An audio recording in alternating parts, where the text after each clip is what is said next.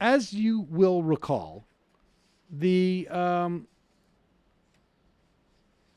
initiative by Bill Gates to impose their corporate reform agenda on schools. They may have done it with the best of intentions, but they spent over $700 million in some targeted areas on basically creating these experiments to see if high-stakes testing and what they call teacher added value, would be a good way to get better outcomes in education. And after many years, and it's not just their $720 million, that became a whole burgeoning movement. And it infected the Democratic Party.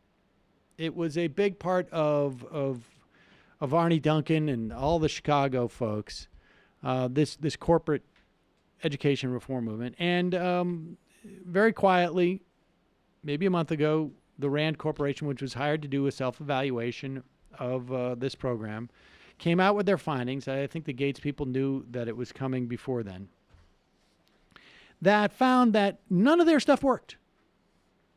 None of their stuff worked. And in fact, I think in the Rand Corporation report, there was some acknowledgement that maybe, what we need to do is, instead of doing high stakes, we need to look at the other factors surrounding the student.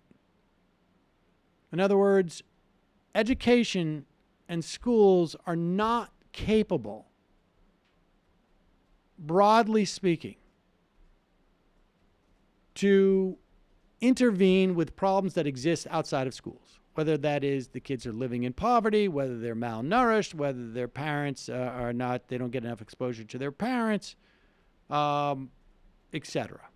They're living maybe in dealing with violence. They're not, all of it.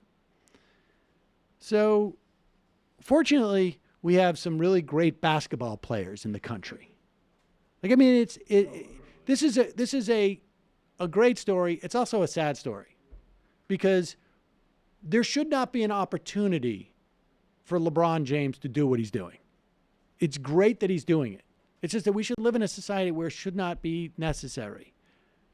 He should be able to, expend his funds on something that's even more, idiosyncratic than actually helping create a good school. And mind you, he is not going in and imposing his notion of what being an educator is onto this school. It is a public school. It is not a charter school. You mean he's not an educational entrepreneur? He's not an educational entrepreneur. He's not trying to be, and he's not thinking just because I've made a ton of cash and I'm a great basketball player that I know better than educators. So the LeBron James Family Foundation approached the Akron, Ohio School Board about assisting in the creation of a school designed to help at-risk kids who are lagging behind in their studies and struggling at home. It is a joint venture, but the school board oversees the creation of the curriculum. It ensured that the school would meet educational standards. It dealt with everything that you could say is like sort of like when we think of school, is school. But it operates at a longer than normal school year, has a focus on accelerated learning, and there is a focus on combating factors outside of the classroom that would cause children to struggle. In other words, he is giving support. He's doing exactly like what someone like this should do. Now, again, this is something that we shouldn't have to do. But he's providing services for students to deal with stress related to parents who are struggling to make ends meet. There are activities to prevent kids from having too much idle time, so extracurricular activities. They provide services to families, which include job placement assistance for the parents.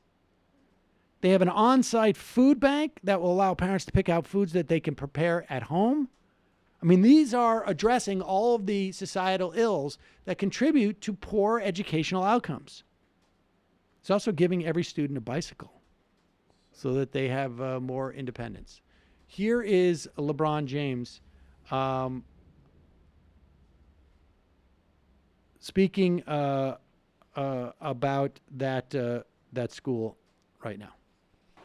This is a huge moment, not only in my life, not only in my family's life, not only in the foundation's life, but for these kids and for the whole city of Akron, and more importantly, this is a huge moment for all of us. So we should all give ourselves a round of applause as well.